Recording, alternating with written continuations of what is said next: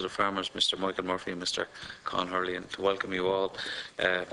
Here, as you can see, we've split it a little bit where we've had the people, Irish Dairy Board and Board B, but now we've people involved in the production and both primary and processing. So Peter is very interested in hearing your opinion on the whole volatility and how to manage it best. So just propose to just take Mr. Murphy's opening statement and then we'll group the questions from the members then. So, Mr. Murphy.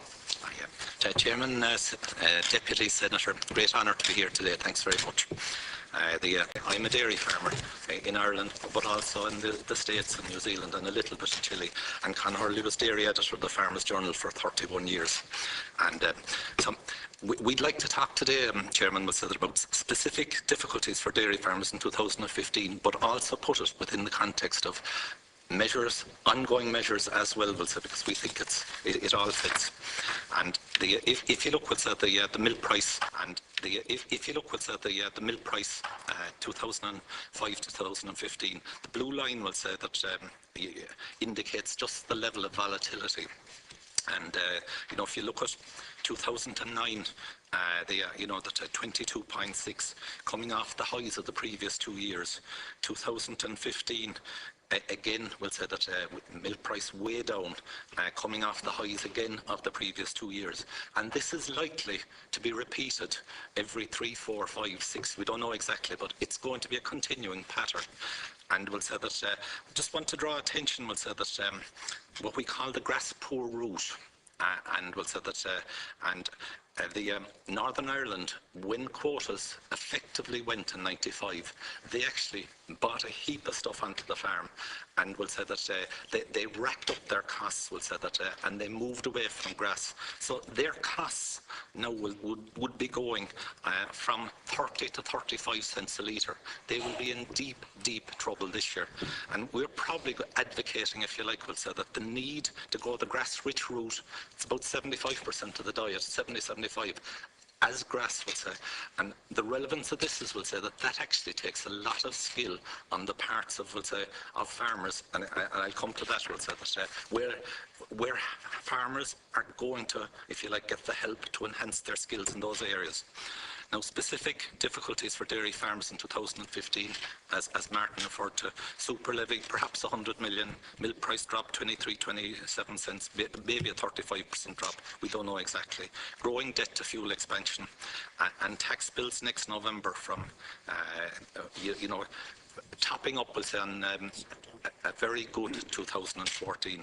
So many farm families will have serious cash flow difficulties in 2015, and particularly if we'll say a low milk price year coincides as it did in 2009, that may well, there were many farmers took 2 or 3 years to dig themselves out of a hole, and so that may or may not happen again.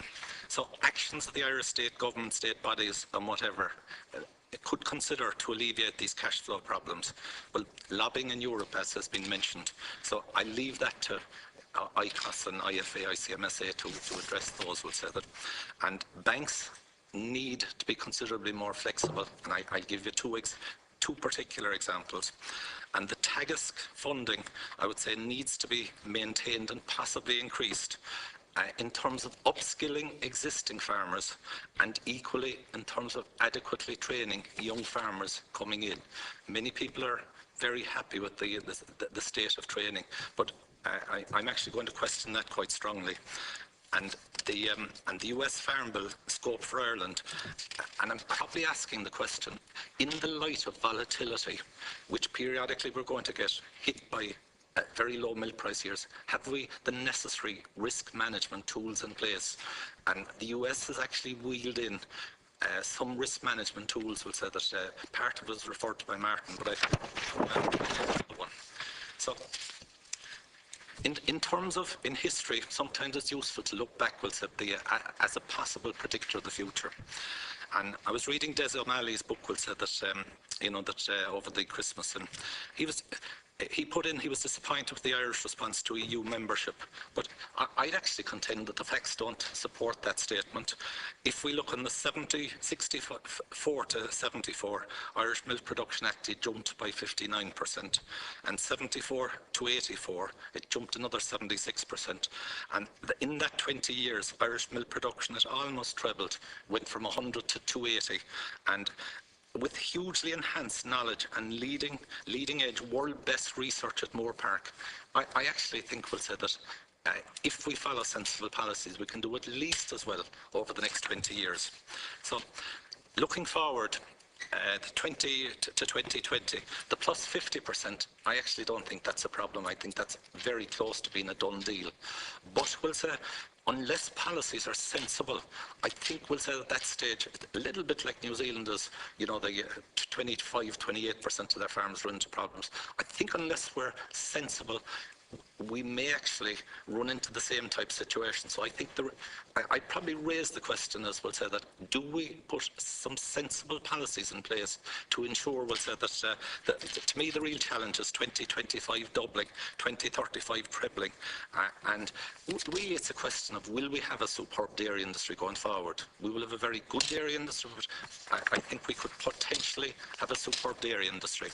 So rebuilding a prosperous Irish rural economy, Dublin flying ahead, as we all know, rural Ireland still in recession in many areas. And I think we have to really build on the comparative advantage sectors that can transform the rural economy. I mean, tourism, the Wild Atlantic Way, superb. A couple of other ideas like that would be wonderful. But I also think a big plank should be a flourishing dairy industry. And what's the big prize? If you look, we'll say that dairy exports at constant prices could be trebled from 3 billion to 9 billion. And unlike multinationals, we'll say that which are very welcome, in terms of exports of dairy products, that money largely stays within the state and it whirls around, and it creates a lot of jobs. So it's predicted that if we treble, that the jobs in the dairy service sector would about double. Dairy farm incomes are up 560 million per annum every year. The rural economy, it's calculated, will say up 4.25 billion every year. Think of that, what a rural stimulus. Opportunities for young people to get into farming, and opportunities for beef and tillage, who very largely lose money at the moment. So it creates, it's a big prize. But now, some of the things that are necessary, and apologies if this is slightly technical, this particular one, range in production costs and percentage grazed grass. If you look at the axis on the left, that's costs in terms of cents per litre. And we'll say that down at the bottom, low cost, down at, obviously on top, high cost. And looking over, we'll say that over on the right, that is no grazed grass in the system, and that's very high cost. And over on the left, very high grazed grass, and that is very low cost. And again, I want to draw attention, we'll say, to Northern Ireland. If you look at the three arrows to the right, when Northern Ireland effectively was quota free, what people did was, we'll say that they actually they really bought a lot more feed into the system. They drove up production costs. They considerably increased output. They worked harder at higher risk for lower profits.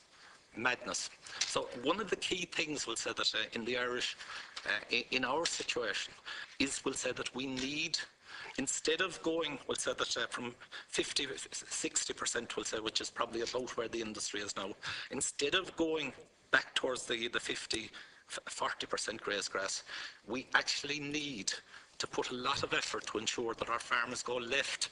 And now, what's the relevance of that, we'll say? The relevance is quite simple. That takes skill. And in terms of, there's a double challenge in terms of upskilling that existing farmers. We need a strong advisory service. Our research is excellent, but we'll say that we need an increased emphasis, if you like, and probably increased resources in terms of getting that message out to every interested farmer. Now, and the second one I want to bring is, emphasises the need for excellent, skilled young people coming into the industry. Now, there's about 600 a year going into the ag colleges. that sounds good, but I question that. Chairman, I'm aware, we'll say that you had the benefit of going through the Farmer Apprenticeship Board, as I did. Excellent training schemes. In the 70s, the 80s and the 90s, there was about 75 highly trained people going through that scheme, well fit to manage farms. That stopped altogether a number of years ago. It's been revived at the moment, but there's about 16 people a year going through there. Dairy Gold estimate, their estimate is in their area they need 75 people. Yeah, Glanbia, the Kerry reckon they need about 75 people. I haven't estimates for the rest of the country, but 16 as against a demand that's probably pretty close to 300. There's one person responsible for these people coming through. The need to put some money specifically into this sector, and we'll say that the return will be absolutely massive. If there's one area where the state can invest, where you'll get a return of well over 100% per year, every year, repetitive. So it's now switching on. Sorry, actually, go forward. Yeah. Oh, yes, sorry. Rebuilding now banks, more flexible policies, and I want to highlight two areas where I think banks need to be more flexible. The first point, interest-only periods. Bank of Ireland, I'm just taking those because they have a clearly stated policy, and will say that they have said that they will grant in an interest-only year once in the lifetime of a particular loan. Now, this could be a 10 or 15-year loan, and as we saw, we'll say that you can expect in terms of down years, over the course of that loan, they could easily be hit, farmers could easily be hit 3 or 4 times with down years. So the need to be more flexible in terms of interest only, and in a year such as 2009, on wettish farms and down milk price, farmers require 2 or 3 years to climb out of that hole. So sometimes with businesses that are basically sound, the need for banks will say, if necessary, to extend an interest-only period for 2 years. That I think it's a big, you know, and I mean the state has a big influence now in the banking system. And the second one I probably like in terms of banks, like to highlight is, I'd like to contrast financing young farmers as they get started, where they don't have hard assets as collateral. Irish banks will say they will give you very, very little money without hard collateral, that's land or property. And you know, we all know, we'll say that it costs the state, what, 60 billion odd, like this particular policy. A young Irish farmer will find it very hard to get even 30,000. The banks, they will say more, but the experience talking to young people, they're actually not getting it. Could I highlight, we'll say that 2 young Irish people, who I know very well, and they're across in the States, they're with UMB. US banks tend to be either very big or very small. UMB is the strongest of all the small rural banks. And I met with them at a fairly high level in the last 12 months, and I said they always look for 3 things: the person, the track record, and the integrity and so on of somebody. Secondly, they look at the actual project. And third, they look at collateral.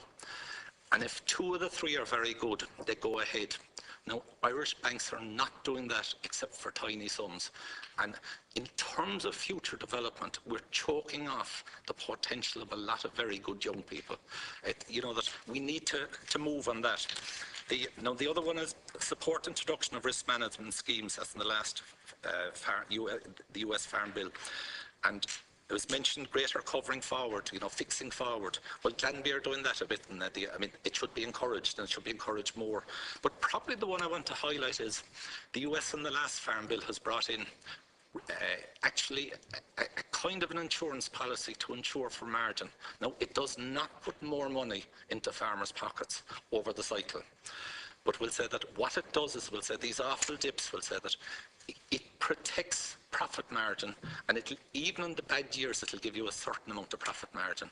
And I think we'll say that I think we should. I'd suggest, Chairman, we should look at it very seriously. There is no particular reason why we couldn't be done, and it should be self-funding, and so the direction Irish farmers should take, and with quotas come off, I hope to God we move left. And if we do, we will have a very, very vibrant, dairy farming industry strengthening. And the final message: we have a huge comparative advantage in Ireland to produce milk at low cost from the grass-rich route. More grass means more money in farmers' pockets, means more sustainability, means more processing, more export, you name it. If we follow good policies, we can build a superbly internationally competitive dairy industry for the benefit of Irish farm families, the rural economy and the national economy. Let's all play our part. Thanks very much. Thank you, Mr. Murphy. So that'll be interesting. Yeah, it's very, very interesting. Yeah. Deputy O'Queeve. Yeah, I'd like to thank both ICOS and Positive Farmers for the contribution, and certainly I think we're all going to take an awful lot away from what is said here today. If I could take the second